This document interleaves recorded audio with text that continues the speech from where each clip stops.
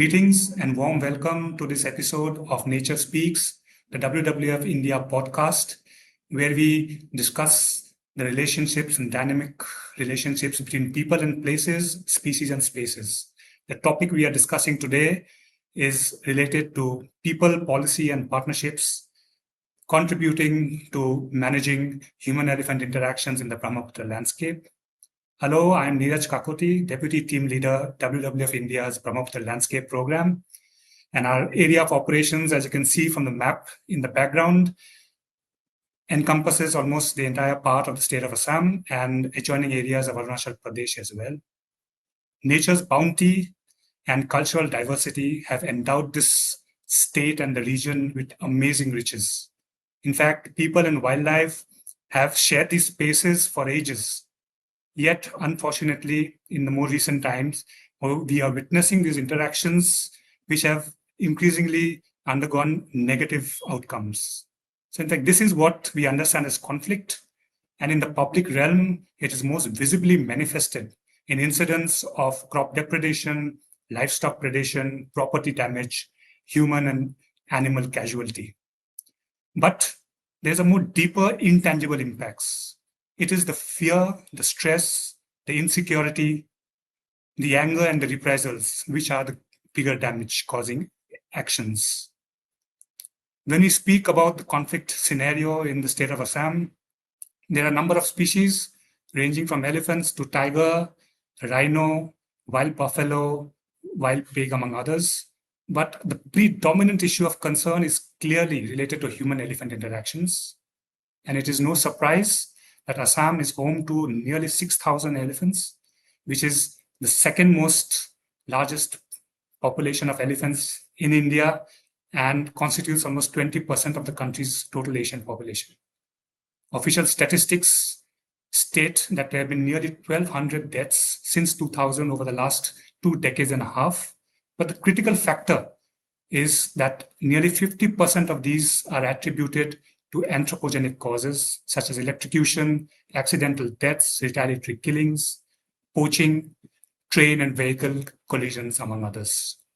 At the same time, there have also been nearly 1,800 human deaths and injuries. So evidently, we have an issue at hand. To discuss and talk more about this, I would like to invite my first guest on this episode, David Smith.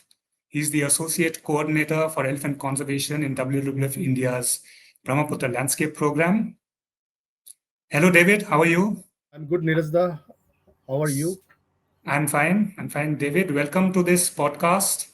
And you have a staggering almost 10 to 15 years of experience working in this landscape and in this line of work. And David has spent a lot of time in human-elephant conflict mitigation, community engagement and networking with a large number of stakeholders. He's the resident field expert on this issue in our landscape. So David, given your experience, please take us through what have been your observations from the field regarding this particular topic, and do let us know what have been the major interventions by WWF India in this domain. First of all, I like to thank you for giving me this opportunity to share my experience on my work, which is basically managing human-elephant conflict. So I joined WWF in the year 2011. It's almost been going to be 14 years working with WWF. And I have learned that this issue is it's emerging issues. Day by day, it's getting worse, and as well as day by day, it's it's a learning. It's a learning, and we are learning that managing conflict is like, especially managing people. You can't do anything with the elephant. You have to make people understand like they have to live with elephant. They have to coexist with elephant, and for that they have to work on elephant. They have to understand elephant behavior. They have to take some protection measures, which is safe for elephants, safe for people. And yeah, and we are working on those things, and we are working with community and forest department. So as a partners or as a stakeholders, so we can manage the conflict. What have been the major WWF interventions in this particular domain? When I joined WWF, so my colleagues and my seniors, they were already doing, they're working on this human elephant conflict management program. So what happened, like, here in WWF, what we do, we try to work with local community and the forest department, and we try to collaborate, local community and forest department, so they work as a team. And for that, we do a lot of awareness program.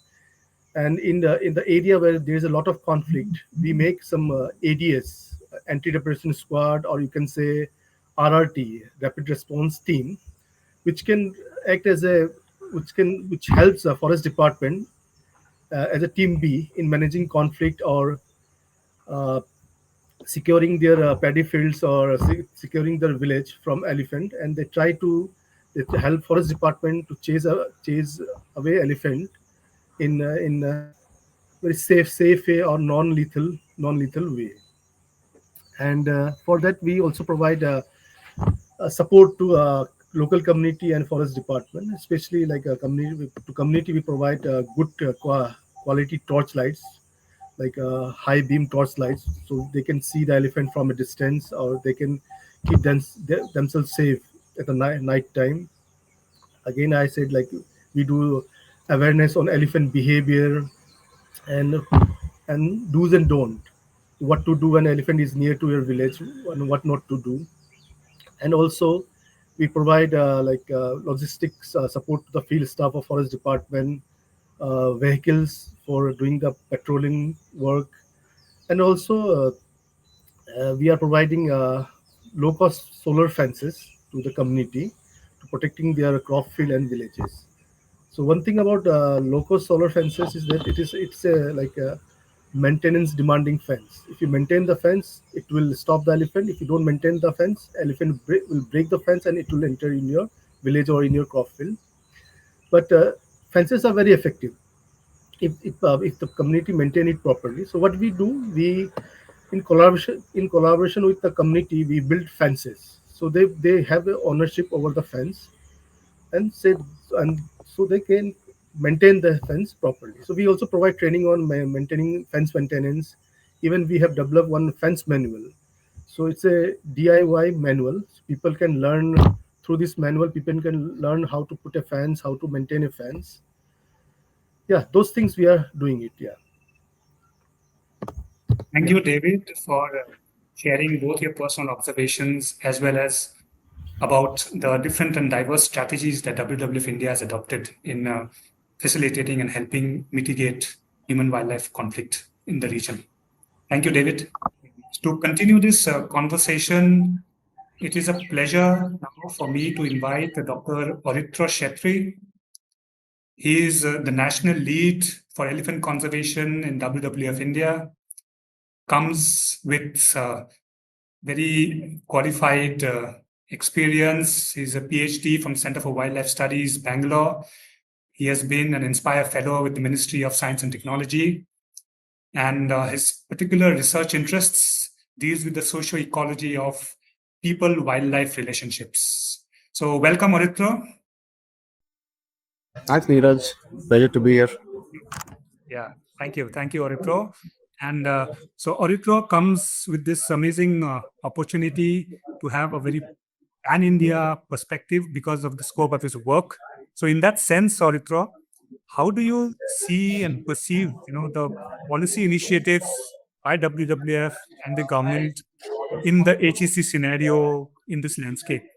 And more importantly, please could you throw some light on how do you think that the local communities could play a more active role in addressing this challenge, not merely as victims, but also as problem solvers. Yeah, maybe I'll address your second question first and just state outright that ultimately the future of Asian elephants in India that relies on how local communities are willing and able to share space with the species. Because pan India, elephant distribution is well beyond the boundaries of our wildlife sanctuaries and national parks, which means elephants are almost in farmlands, in tea estates, in coffee plantations, and sharing space with people on a daily basis, which means conservation solutions that takes perspectives from the local communities, conservation interventions that are co-designed with participation from the local communities will only be sustainable in the long run. And here, David's example of the community-owned solar fences, and it's been successful because the local communities themselves have taken ownership of this initiative, rather than the state imposing solar fences in a unplanned manner uh, along the community lands. This could be a good example, and there are also other examples where the successful conservation interventions have been long-lasting only when there is participation and involvement and ownership by the local communities. So, and taking a step back, that should be the guiding force whenever we are developing any policy for the effective management of human elephant conflict in any landscape. In Assam, especially, it becomes more critical because the historic land use change in the state, right? If you look at north of Brahmaputra, looking at the map just behind you, vast stretches of forests have been wiped out over fairly recent time periods, maybe the last 20 years or so, which means the elephants, in their own lifetime, they have lost their habitats. They don't have anywhere to go. So all across Assam, what you are seeing now is a reorientation of elephant home ranges to find long-term habitats for the species, which means they will move across human habitations. They will move across long distances to access food, access water, essential requirements of the species. Hence, whatever policy we create needs to be at the scale of an elephant landscape. It cannot be restricted to one national park or one wildlife sanctuary. It has to pan the entire area that the elephants are using. With regard to that, some of the interventions we have done for the landscape, especially for Arunachal, as you know, Arunachal has reports of about 1,600 elephants spanning the entire state, but they did not have for the longest time a comprehensive policy on managing human elephant interactions. So, as part of WWF's interaction and engagement with the Arunachal Pradesh Forest Department, we have helped them co-create a conflict management plan, taking perspective not only from local stakeholders but also field level forest managers to understand what are the issues they face. And it's also been driven by actual data that has been collected very meticulously from all the elephant bearing divisions of Arunachal Pradesh, to then create a more comprehensive and inclusive management plan that takes consideration for elephant well-being, elephant conservation, as well as the well-being of the local communities that sharing space with people. Thank you, Orikra, for your great insights. I think these will be very helpful for our future planning as well. And I hope you remain in this close association with us in terms of advising and guiding us regarding human-elephant conflict management in this landscape. Thank you, Oritra. My pleasure. So it is obvious that human-wildlife conflict is a very complex problem. It is multifaceted, and its solutions would also have to be multidimensional. In fact, if we were to look at it, it is not just at the local and national level, but today managing human-elephant and human-wildlife conflict has taken up as a global challenge as well. I draw your attention to the Kunming Montreal Global Biodiversity Framework, the Target 4, which explicitly mentions to manage effectively human-elephant interactions in order to reduce conflict and promote coexistence. Likewise, WWF International itself has developed a global C2C approach, which is known as the conflict to coexistence approach, which has a goal of achieving positive outcomes, not only for wildlife and habitats, but for people and their assets and livelihoods as well. Going ahead, I think for WWF India in this landscape, the priorities are quite clear. We will not only seek to reinforce our positive interventions from our past experience, but some new initiatives in terms of strengthening community institutions, improving the compensation and excavation mechanisms, as well as facilitating alternative income generation options for the affected families. A very key component would have to be use of modern technology such as AI-enabled trail cameras, modern early warning systems, and elephant radio telemetry as well for monitoring movement of many of these species. to address scientific data.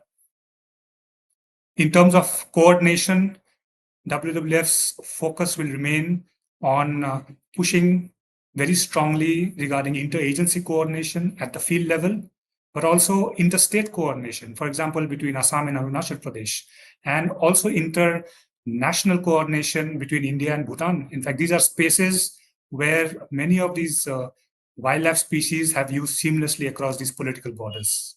So we have a lot of way to go.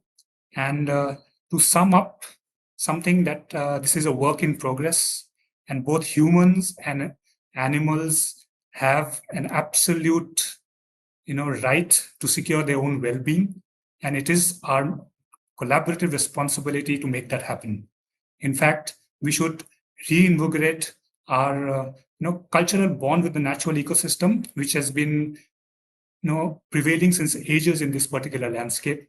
And we must believe that coexistence is possible through people, policies, and partnerships working in tandem. So as we come to a close of this episode, I would like to leave you, with the thoughts from one of the local community representatives from the Baksa region of the Boroland and Territorial region of Assam, and in conversation with Surabhi Datta, Senior Project Officer of WWF India in the Manas area. नमस्कार, मैं Surabhi Datta, senior project officer WWF India. आज मैं मानस tiger reserve के Baksa district के भूटानकोटी गांव में बैठी हूँ और आज मेरे साथ यहाँ पे ADS के संपादक लोहित भट्टराय जी भी है। और लोहित जी से हम आज यहाँ के जितने भी ह्यूमन वाइल्ड लाइफ के केसेस है उनके बारे में थोड़ी सी जानकारी लेंगे। तो लोहित जी, आपको क्या लगता है, आप कितने साल से जो भी ह्यूमन वाइल्ड लाइफ के कॉन्फ्लिक्ट्स है यहाँ पे उनको आप कैसे समाधान कर रहे हो और कब से आपको ये सारी चीजें मिल रही है? नमस्कार, मैं लोहित भट्टराय भूटानकोटी एरियाज का संपादक हूँ। मैं ह्यूमन वाइल्ड के बारे में यही कहना चाहता हूँ कि जो जंगल की जानवर है, पहले तो एक नंबर में है हमारा यहाँ तो हाथी और एलिफेंट आता है और घर तोड़ देता है, आदमी को मारता है और खेती वगैरह सब नष्ट कर देता है। और हम उसमें संतरास फैले हुए थे गांव में, कैसे करे, कैसे बचे, यही सोच रहा था कि आम पब्लिक लोग। लेकिन अभी हमको WWF की जो कर्म करता है वो लोग आकर हमारा ADS गठन किया है। उसके बाद हमको कैसे हाथी से, जानवर से बचना है वो वगैरह सिखाया है, और जो फसल वगैरह है उसको कैसे प्रोटेक्शन देना है वो सब सिखाया है। उसके बाद अभी और हमको कुछ सुविधाएं भी मिल रहा है, जैसे टच लाइट मिल रहा है और रेनकोट मिला है। और हम आशा है कि हमको और कुछ मिल जाए, कि हमको सेवा करे WWF की तरफ से। हम तो गांव का लोग हैं, ताकि हमको बाहर से अगर सेवाएं मिले तो हमारे पब्लिक भी प्रोटेक्शन हो जाएगा और जानवर भी प्रोटेक्शन हो जाएगा कहीं, ताकि वो जानवर भी ना मरे और पब्लिक भी ना मरे। और मैं यही कहना चाहता हूँ कि WWF को हमारी ADS की तरफ से बहुत ही धन्यवाद है।